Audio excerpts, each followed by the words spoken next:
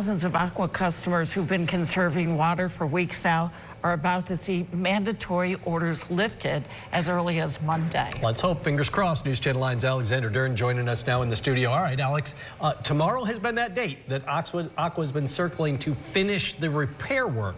How close? Right, well, Jeff and Christy, Aqua and Onondaga County executives say crews hope to have repairs completely wrapped up by late Friday or early Saturday. The Aqua director saying crews are nearly 2/3 of the way done with repairs entirely, and that means they're planning to lift the mandatory conservation notice on Monday. I want to thank the public for working with us related to conservation efforts, and thank the engineering teams who were extremely creative, and thank our partners at the City of Syracuse, the Town of DeWitt, and the City of Oneida.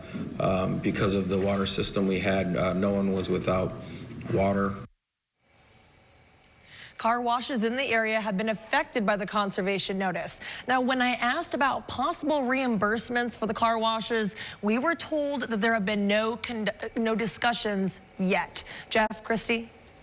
Download the WSYR Plus app on your TV to stream News Channel 9 for free. Just go to your smart TV, search WSYR Plus in the App Store, and download to start streaming today.